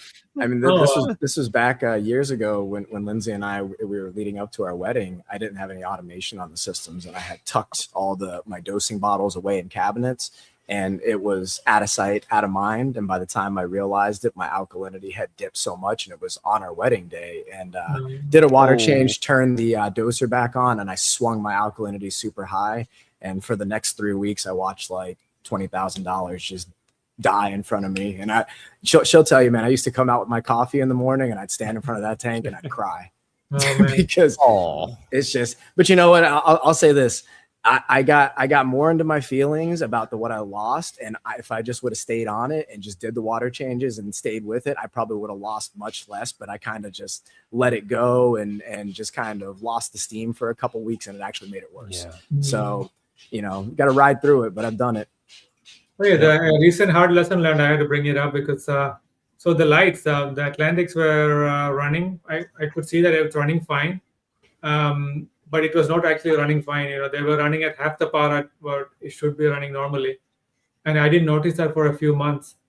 And then I started seeing my big rainbow splice colony bleaching, starting to die off. You know, then I decided to check the power again, and the power was 250 power when it should be 450 power. Yeah. The problem is though for you when you have got a tank of Ferraris and Lamborghinis and whatever you want to call it, most people could lose a coral and they go, yeah, it only cost me £30, $30, whatever. You're looking at this and you're going, oh my God. Oh my God.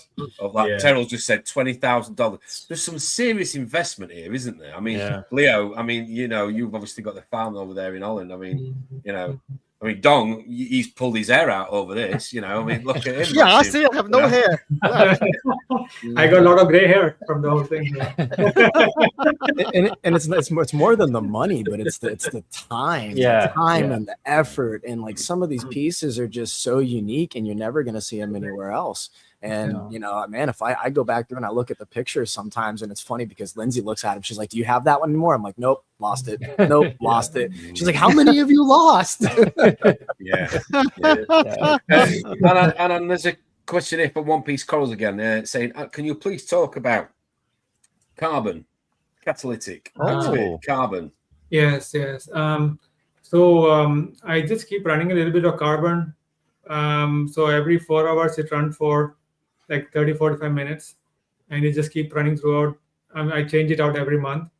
This is to take out any stuff that's produced with the chemical warfare between so many corals. You know, my tank is tightly packed, the 200-gallon, and I'm sure corals from different areas probably fight for territory, right? So this kind of probably takes that out of the equation, running a little bit of carbon in the system. And then it reduces the DOC in the system too, the catalytic activated carbon. That is the main reason I run it, to actually keep the DOC in check. With all the feeding and everything, the DOC can slowly climb up, you know, so this keeps that in check as well. On that note. So I have a question. I have a question about, because you run it every 4 hours, right? Or not constantly. Why don't you run a smaller amount constantly instead of running a larger amount every few hours? Yeah, because it's more of, I don't have to open it up and close it every few days, you know. I mean, it's more about the time. Is it work, Leo? Is it work? Yeah. Work. Big part about it. And the bacteria doesn't die if you keep on running it every 4 hours. You know, True. it doesn't. Yeah. Okay, makes sense. Yeah. Wow. No issues with trace elements or anything with the catalytic there? No issues? That's a good thing about it. Andre at Moonshiners did the analysis of the catalytic activated carbon. It hardly takes out any trace. You know, maybe a little bit here and there, but nothing significant. No. I like the point that you made before about, you know, having so many different species packed into such a small tank and using your carbon to kind of reduce any possible like chemical warfare, because, you know, you don't really think about it. You think chemical warfare and I think like LPS versus SPS or leathers, but no, I mean, you're thinking of SPS can do it too. Exactly. And then another thing I noticed is whenever I put a new batch of carbon, I notice the torches fully puff up. You know, they really love it for some reason. I have no idea why. So, do you run through a reactor, or you just kind of run it, freely in the sump? In the reactor, like a BRS reactor. So you're tumbling it then? Yeah. No, it's tightly packed, so water just flows through. Oh, right, okay. So do you use a poly filter? Because you use activated carbon. Have you ever tried poly filter? No, I just have some filter socks, the filter floss in there to filter the water, basically. Just try to clean it every 2-3 days, basically. How do you feel about detritus in your system? So whenever I do that weekly water change, it's basically the detritus I'm cleaning out, you know. And with Mark's Seawave products, you know, it's actually constantly blowing, so I know exactly where all the detritus ends up. So I know where to vacuum it out. So it's perfect. Like there is one corner, everything accumulates. I just vacuum it out and I'm done. Good. Yeah. They help the system, have the sea waves? Pardon? Have they helped the system, the sea waves? Definitely. With the torches. So when the big colonies started getting too big, you know, the center was getting not enough flow, and it was causing some problems in the middle of the colony. Once I put the sea wave on that one system, the torches are super happy. They after all, like even the middle of the colony is getting the flow it's needed now. Good. Question here from Economical Reefer again. Anand, if you were setting up a new reef tank today, would you still choose Orphic lighting, or would you consider Radions or other types? I'm just going to put it on the end of there, tag it on the end. Other types of reefing lighting manufacturers, plenty out there. What makes you stick with Orphic? It is proven for me, something that proven for me, like it worked for me. Why should I even change it? You know, it's working. One less thing to worry about. So I just keep on going with it, basically. Trying something new and figuring it out. Moving corals between tanks. If an Orphic tank to a Radion tank, I don't know how it's going to react. So it keeps things simple, you know, have one one set of lighting. I have it all in one app. All the lights are showing up in one place. I can adjust them instead of going to 3-4 different apps and changing them. So question: when I was looking at your lighting earlier with the Orphix, I was kind of seeing from the bottom view. They do run a pretty decent amount of like your indigos, violet spectrum. Do you run your when you're looking at the diode layouts, do you run your UV indigo violets at the same level as you would say like your blues, or do you keep them down a little bit lower? So I run all the non-whites at the same level. So blue, indigo, white, everything at the same level, and then the white, same flat level. Yeah. I just wondered because I run the reef breeders, and over time, like I nothing bad to say about them, but I've noticed like, and it has made me wonder, like some of my LPS systems, being that they do lean heavy towards the indigo violet spectrum UV, and that it's pretty much half of the diode layout. And like let's say my LPS, for instance, I'm giving them the same level of the same level setting over that entire period. Am I potentially giving them too much UV violet spectrum, whereas they wouldn't be getting that in the wild normally? That's true. Yeah. Whereas the SPS I've noticed, it really handles that light a lot better, but there's still some colonies I've noticed to where I wondered, is it too much violet, too much UV to where it kind of takes them off of their normal color and turns them a little bit green? With the Natura icons, I think it's pretty well-rounded. Like with spectrum-wise, the whites, there is enough whites and blue. It's a good mix.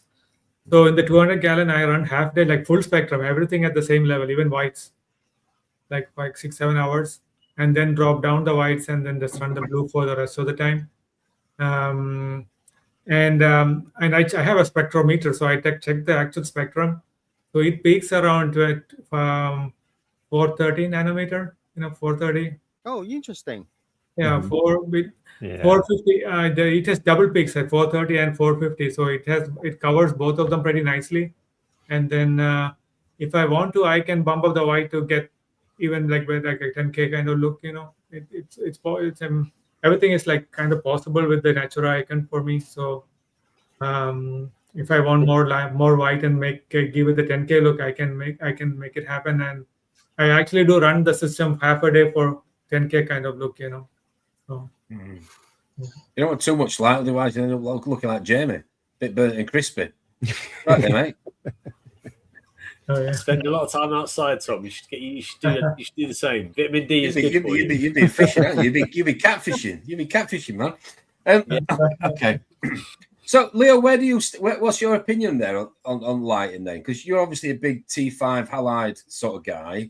Anand's running LEDs, Terrell's LEDs. What are you thinking, sat there? I'm also running LEDs, just not LED only. I'm using basically LED as supplements on every tank. And I do have a few LED only tanks. And I think Anand had a very interesting observation about the 430 versus 450 nanometer peak. I do use some radions only on some systems, but I actually turn down the 450, so the royal blues, a lot, because I think they're in most light fixtures, they're way overpowered compared to cyan, 430, 410, etc. So I try to keep the 450 channel a little bit lower to be more in balance with the 430s, 410s, etc. Because I think too much 450 can actually stress the corals quite a lot. Very much, yeah, I think so. Same thing. Yeah. So that's, and I do get roughly the same results if I do that when comparing the LED only systems to the T5 and halide system. So actually, I think I may have found the right settings for me to have the same results on a different type of lighting setup. So that's quite interesting. When you go heavier to the blue side, do you find you get more undesirable algae starting to appear? Is there anything in that? I do have more algae in the halide tanks, where I do have a lot of greens, yellows, reds, etc. So when you run more full spectrum, you will definitely have more algae growth. But it also makes the acros grow faster. So it does have some sort of trade-off. Exactly. I did notice because people say often that full spectrum is more for growth and the blues are more for coloration. I always thought that was BS, and I thought, it's just a matter of the colors being not visible under full spectrum. But I did notice, because I kept some corals under halides only, and very, very yellow halides, so the 10,000 Kelvin halides, and I wasn't able to pull the same coloration out of them as under the full LED system. So I think with very, very heavy blues, you're actually able to cook more, between quotes, cook more of the very fluorescent colors out of those corals, because you probably stress them a bit more, a bit harder with that extra blue and UVs. So there are some subtle differences between different types of spectra and lighting setups, for sure, but I think they all work. Yeah. You made an interesting point. Sorry, I was gonna say, you made an interesting point. And for anybody else who's listening in the chat, is when you guys are looking at your lighting setup. So what you want to do, don't get caught up on just one particular spectrum. You see one spectrum and be like, that's what I need to run for my tank. Put in a little thought, put in a little bit of research into the lighting that you're getting, look at the diode layouts, understand what kind of spectrum they're going to be laying out. And then if you do get that light, let that be part of that information to kind of have an idea of how you're going to run your lights, because it's not a one size fits all thing. And the lighting settings could vary different, from light to light and species to species. So one of the questions I want to ask Anand, sorry, just jumping in there. Anand, if your tank is the same, well, obviously it's one depth, everything's mounted pretty much the same sort of height. How do you deal with corals that have probably come from or different, different climates, different, So I have zones in the tank. So with the Natura system, I have 8 fixtures over the tank. So I have zones where the power is low. Okay. Yeah.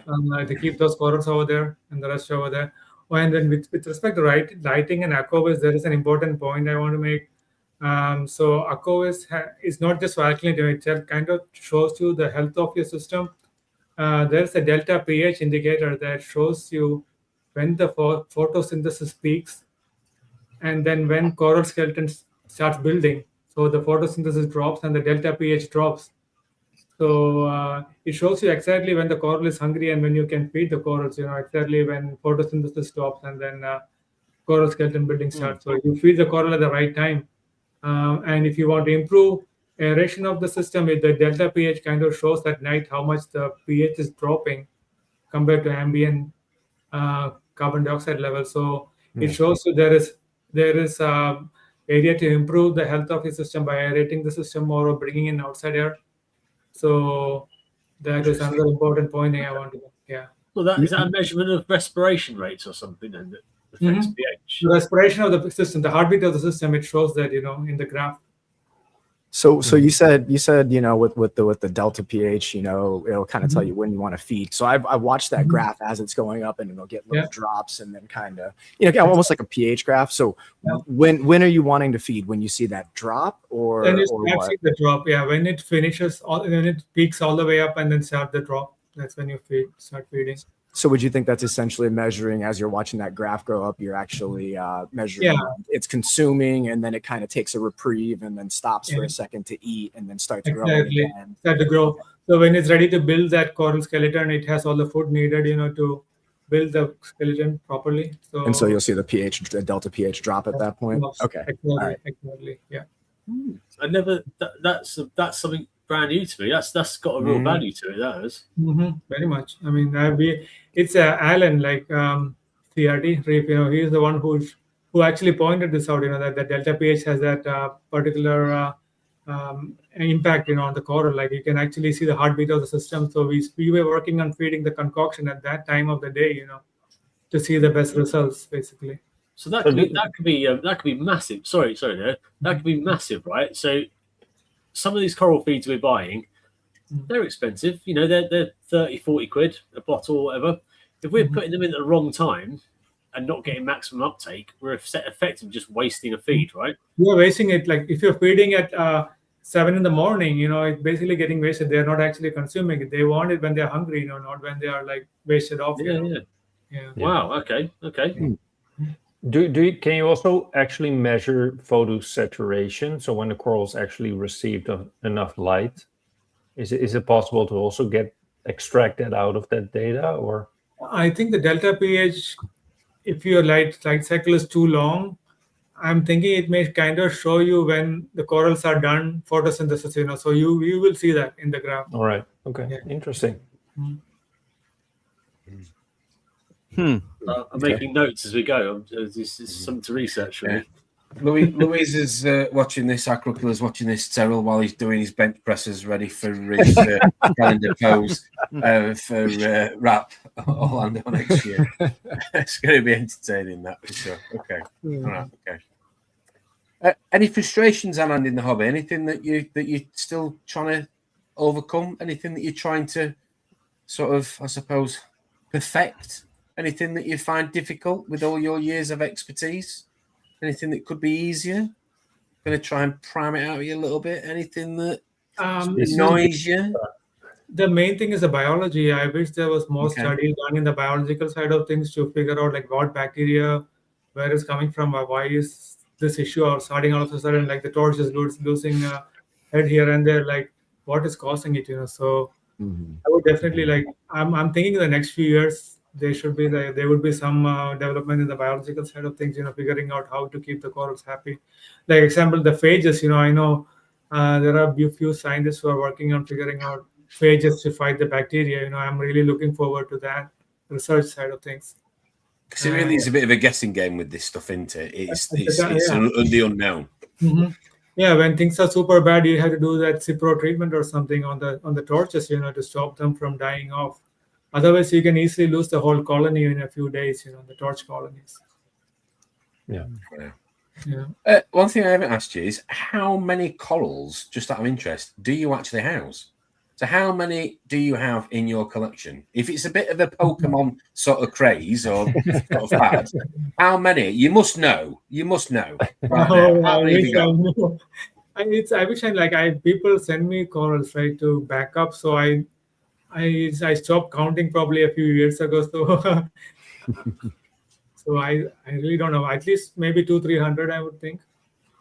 200-300. Okay. And what's your contingency? Do you have a bit of a reefers code? Do you give corals to some friends maybe that should you have a really special piece? Do you give it to any select few friends just in case? There are a few local friends that we share each other, keep a backup in worst case. So. Certain corals have gotten back because we just keep doing that, basically. Wow. That really is amazing. Look at that. Okay. Yeah, definitely. Was one other thing I was going to ask you now. That was it. Fish. There was a little bit of a scene there. Let me find it again a second ago. Where are we? I think it was it this one? Yeah. So you got some sapphire damsels or springer damsels. Springer damsels. Yeah. Okay. Mm-hmm. So this was basically added because I was having a super low phosphate levels. This was crashing to 0. So I added like 50 damsels, and still it was I was having a tough time. So I ended up dosing a little bit of phosphate to keep the levels up even after all that feeding. So. Yeah, I think they're great fish. All damsels, chromis are really great for acro tanks, I think. Exactly. Mm-hmm. Yeah. Sorry, Tom. Maybe I cut you off. What was your question? No, if I was just asking you, what sort of fish have you got set up in the tank? So you've got some springer damsels. Anything you've got randomly got a regal hippo tank there? Anything that you go to? Any sort of utilitarian fish that you always opt to have in a tank, or is it just a case of? It's everything starts out with 4 or 5 tanks with different utility. Okay.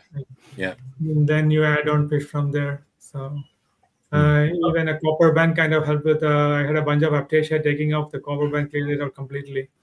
Yeah.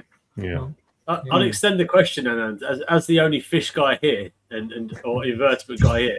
What's your favourite sort of companion animal? So invertebrates, snails, urchins, that sort of stuff. Is there anything you use in your coral tables to keep it clean that help you out? As Dong says, what employees do you have? The turbo snails, some of those the snail that flips around. I forgot the name. That's pretty nice. Even if it falls on the back, it can knows how to flip out.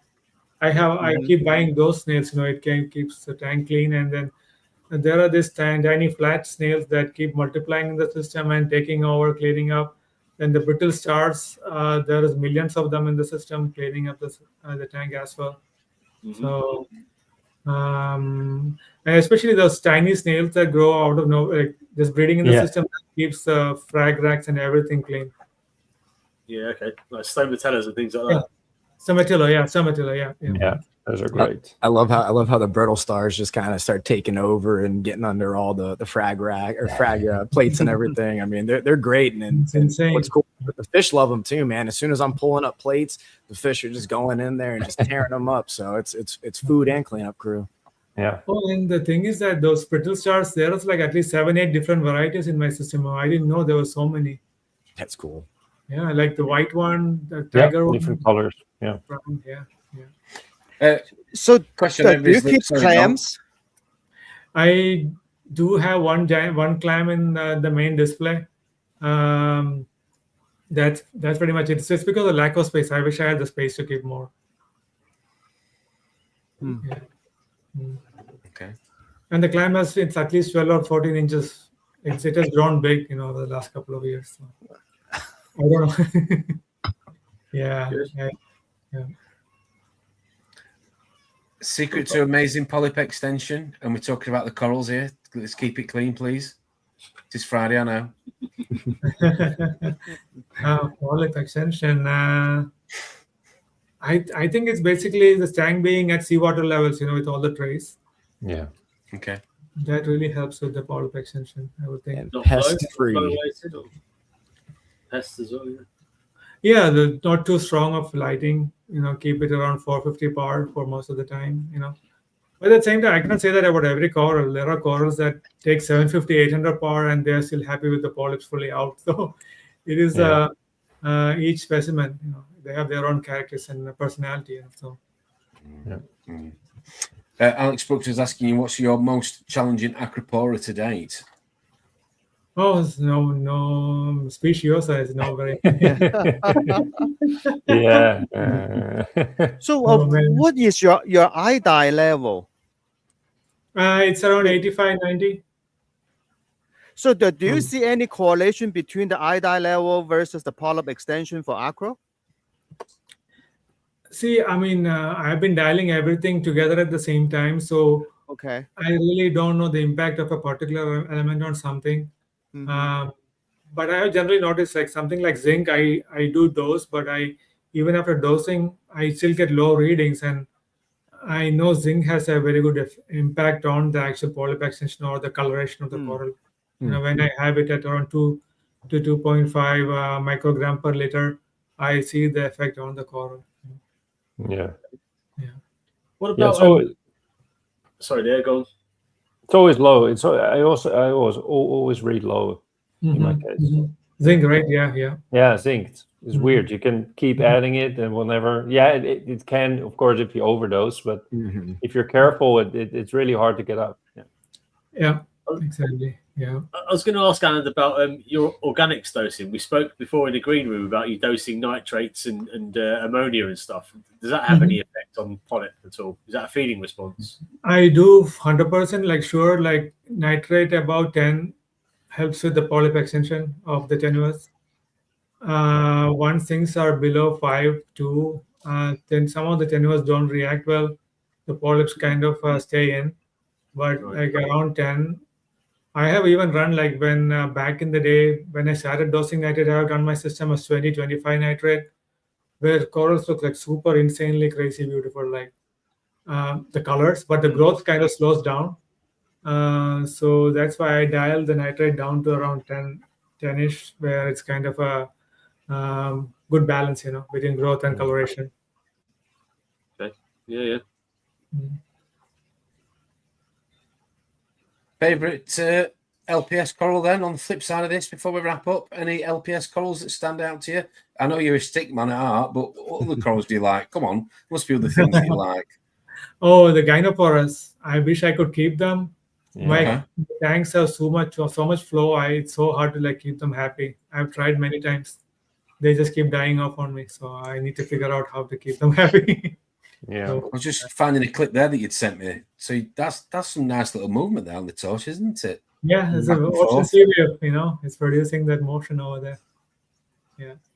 It's a J-bow pump, mounted on the sea wave. There you go. Well, sorry, Leo, Mr. Jebao. There you go. Jebao for the win. Yeah. There you go. Do you run the sine mode on it? It runs fine. No issues. 5 years without any issues. Like why would you go with something else when it's like cheap and reliable, Exactly. Do you run sine mode on them when they're oscillating? Do you run just a constant mode? Constant mode. Yeah. Wow. Gorgeous. Another question there from Economical Reefer. Thanks for your contribution, mate. Thanks for tuning in. If you had to choose between stable nutrients or stable alkalinity for SPS colour, which is more important to you? 100% stable alkalinity. If alkalinity is stable and steady, you don't see an RTN happening every other day, Yeah. Okay. And you're anyway feeding the coral, the fishes, the fish poop, and there is food for the coral from the fish as well. So, yeah. Fair enough. Okay. One observation, and is you got quite a light fish stock. I know you said about you put damsels in to get your nutrients up, but it's still quite a very light fish stock in your tanks, right? Yeah. The main. So I keep adding fish until I reach my phosphate levels. So. In the 200 gallon, I slowly kept adding fishes when I attained the 0.06 to 0.08 phosphate level, and I just stopped adding any more fishes. So that it's easier to maintain the phosphate levels without doing some kind of a GFO or some other crazy method like adding a fuge, that adds additional problems in the system. So this keeps that's the reason. Yeah. Okay. You've talked about alkalinity quite a lot, and Gazazazazar, who's not in the chat anymore, or he may well be, he may have given up and fallen asleep in a pool of whiskey or whatever he's been drinking on a Friday night. He's always on about trace elements. So I'm gonna do the same. Top trace. What are your top 5 trace elements? So forget alkalinity. Top 5 trace elements in order of importance, other than alkalinity. It's all right. You're all right. We can invite him to the show. Invite him. It's a live stream. Everyone's welcome. Everyone's welcome. I don't think you're. Yeah. So yeah, top five trace elements. The top 5. So I love them all, but I would say zinc. I love them all. With 20 doses, we'd never have guessed. So I would say zinc. Iodine, fluoride, then nickel, molybdenum. That's it. Okay. Yeah. You've had 5. That's it. You sure? Do you want to change it? There are many more, but it's. But I think those are the 5 that comes to my mind at the moment. So. Okay. After seeing Anand's engine room, he's never going to say he's an all reef man, is he? So. No. Incidentally, on the back of what I've just asked you there, in terms of the 5 more important ones, which ones out of those would you say? Do you think you can see a deficiency in your systems? I know Leo, Dong, tell you very experienced at this. Anand, can you look at the tank and go, I think it needs a bit more this. I think it's maybe got a bit too much of that. Isn't it? Are you in tune with your tank that much that you can tell when certain things are a little bit out of whack, maybe? Yeah, I do. Like, especially with zinc, when zinc is nearing the top end of the spectrum, like 5 microgram per liter, you see the corals really color up pretty towards like it's too beautiful. Like, I know something is wrong. So yeah. There are certain things coral like exhibit when the trace is at the top range of the spectrum. I've noticed that over the years. Same with we've not had a guest yet, Anand, who said one of their major problems is the corals looking too beautiful. That's the first time. Yes, very modest. Very modest. Oh, yeah, I know this is not normal. Something is about to happen when it's looking like that. Well, that is true. That is true. Sometimes you really like, okay, it looks too good now, and then poof, and then the flesh start ripping off. Yeah. Oh yeah. God, says the world's reefing sexiest man in Holland, as they all keep saying. Right, okay. Gentlemen, any more questions for the man himself, Mr. Anand Kaimal from Collector's Corals? Anything you can think of that you wanted to ask while we're still live? I mean, we're going to have to get him back on when he's expanded, right? Well, he has shown. He did show me a few photos of his plans of expansion, and very exciting for sure. We said we'd talk about this at a later date, so yes, definitely one to come back to. Okay. Oh yeah. With respect to lighting, so on the new system, I actually am going to try out something new. So I'm trying the new Zoox light. They're coming with a phantom fixture. They built like LEDs with each LED has like 5 or 6 different diodes inside. So it reminds me of something from back in the day, like a highlight fixture almost. So more uniform spectrum. I'm really interested in trying that out in my new tanks. Interesting. Yeah. Okay. Right. I think we're there. We're there then, aren't we? We're there. We're done. I was gonna go one last question. Go for it. One of our old reefing. Make it a really good one. No pressure. One of our old big screen bats. Oh, big screen. I'd rather eat my teeth and all that sort of stuff. I cannot reef without what? Ooh. Clean water, basically. Oh no, you can't. That's a cop out, Anand. What one thing do you own that you cannot reef without? Actually, a tropic marine hydrometer. You don't have to worry about any variation, errors, nothing. You drop it into the thing. It shows you the density of the water. So okay, good shot. Good bit of kit. Nice. Yeah, I have never used anything else. Basically, all I'm using is a hydrometer. Nice. Well, I'm sure there'll be plenty of people dropping things in and out this weekend. On that note, thank you very much, Mr. Anand Kaimal from Collective Corals, for joining the Reefers Network again. And thank you ever so much for this amazing panel. Mr. Leonardo's Reef himself, all the way from Holland. Mr. Dong Zhao from Acro Gardens. Mr. Terry Newell from Putang Reef. And Lindsay in the background. Hello there. Hope you're doing well. Jamie, my brother from another mother. We hope you all have had an amazing Friday. Thanks for tuning in wherever you are. And please don't forget to give us a like and subscribe if you can. And for those of you that can't watch us live, don't forget we are going to be posting this onto our Spotify channel. We will see you all next Friday. Thank you ever so much again. Have an amazing weekend, whatever you get up to. We'll see you all soon. Bye-bye for now. Have a great day.